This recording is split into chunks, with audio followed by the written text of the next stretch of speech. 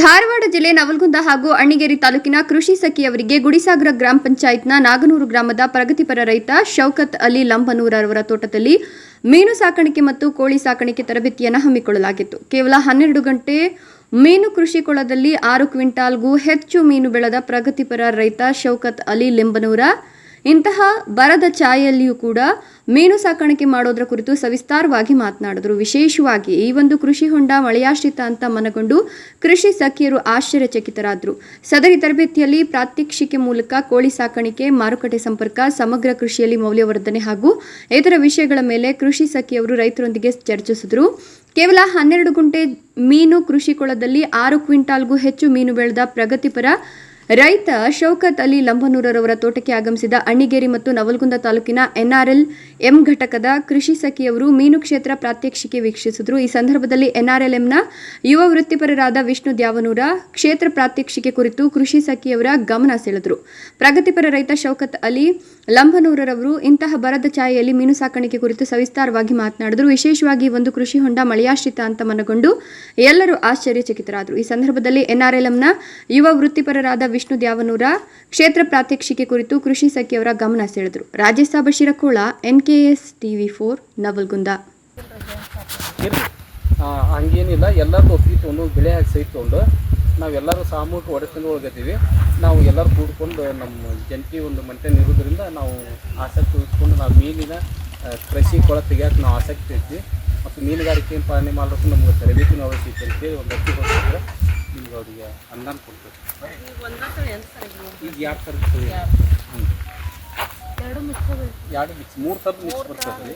ಇದು ಮೀನು ಹೆಂಗದಂದ್ರೆ 3 ಪದರ ಒಳಗೆ 3 ಲೇಯರ್ ಒಳಗೆ ಅದು ವಾಸ ಮಾಡ್ತದೆ ರೀ. ಆ ಕೆರೆಯ ತಳಮಟ್ಟದೊಳಗೆ 2 ಫೂಟ್ ಮಣ್ಣಿಗೆ ಹಚ್ಚಿ ಕಾಟ್ಲ ಅಂತ ಏನು ಹೇಳ್ತೀನಿ, ಇದು ಕಾಮನ್ ಕಾರ್ಪ್ ಗೌರಿ ಅಂತೇಳಿ ಅದು ಆಗ್ತದೆ. ಮತ್ತು ಇನ್ನೂ ಮಧ್ಯದೊಳಗೆ ರೋ ಅಂತೇಳಿ ಬರ್ತದೆ.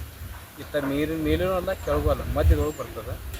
ಜೊತೆಗೆ ಮೇಲ್ಪದರ ಒಳಗೆ ಕಾಟ್ಲ ಅಂತ ಬರ್ತದೆ. ಹಿಂಗೆ 3 ತೆರನಾಗಿ ಬರ್ತದೆ. ಒಂದು 100 ಇತ್ತಂದ್ರೆ ಒಂದು 3ರಿಂದ 4 ಬೆಳೆದ್ರೆ ಅದು ಪ್ಲೇಸ್ಮೆಂಟ್ ತಳಗಿರ್ತದಲ್ರಿ. ಈಗ ನೀರು ಈಗ ಆಳ ಅಂತ ಇಟ್ಕೊಳ್ಳೋಣ. ಇಲ್ಲಿಂದ 3 ಪದರ ಇಲ್ಲೇ ಮೇಲಿನ ಪದರದೊಳಗೆ ಬೇರೆ ಮಾಡಬೇಕು. ಮೇಲಿನ ಭಾಗದೊಳಗೆ ಮೇಲಿಂದ 2 ಫೂಟ್ ಆಕೈತಿ ಅಂದ್ರೆ ಅದ್ರೊಳಗೆ ಒಂದು ಥರದ ಮೀನು ಮ್ಯಾಗ ಬರಲ್ರಿ, ಅದು ಅಲ್ಲೇ ಇರ್ತದೆ. ಇಲ್ಲಿಂದ 2 ಫೂಟಿಗೆ ಮೇಲೆ ಒಂದು ಅಷ್ಟ ವಾಸ್ತದೆ. ಇದು ಮಧ್ಯದೊಳಗೆ ಒಂದು ಥರದ ಮೀನು ವಾಸ್ತದೆ. ಅದೇನು ನೀರಾಗ ಬದುಕ್ತಾರೆ ಅಂದ್ರೆ ಬದುಕ್ತದೆ. ಅವು ಹೋಗಲ್ರಿ, ಒಂದೊಂದು ಜಾತಿ 1.5-2 ಲಕ್ಷ ಮರಿ ಹಾಕ್ತದೆ. ಕಟ್ಲ ರೀ ಅಲ್ಲ, ನಿಮ್ಗೆ ಪಾಂಪ್ಲೆಟ್ಸ್ ಕೊಡಕ್ಕೆ ಹೇಳ್ತೀನಿ ವಾರದಾಗ. ನಿಮ್ಗೆ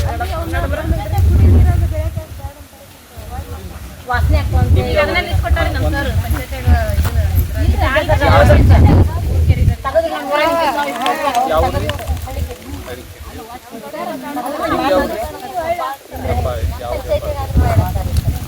ಅತಿಯಾಗಿ ನೀರನ್ನು ಬಳಸ್ಕೊತಾರೆ. ಅಲ್ಲಿ ಮೀನುಗಾರಿಕೆ ಇರೋದು ಹೆಂಗೈತೆ ಅಂದ್ರೆ ಅಲ್ಲಿ ಬೆಳ್ತಕ್ಕಂಥ ಕ್ರಿಮಿಕೀಟಗಳು ಮತ್ತು ಪಾಚಿ ತಿನ್ನಕ್ಕೆ ಕಷ್ಟ ಬಳಸ್ಬಿಡ್ತಾರೆ.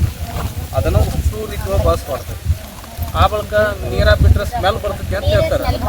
ನೀರು ಒಟ್ಟ ಸ್ಮೆಲ್ ಬರಲ್ರಿ. ಸ್ಮೆಲ್ ಇಟ್ಟಿದ್ದನ್ನು ತಾನು ನುಂಗಿ ನೀರನ್ನು ಶುದ್ಧೀಕರಿಸ್ತೈತಿ, ಫಿಲ್ಟರ್ ಮಾಡ್ತೈತಿ. ಎಲ್ಲ ಸುಳ್ಳು ಅಲ್ಲ, ನಿಮ್ಮ ಪ್ರಮಾಣ ಈಗ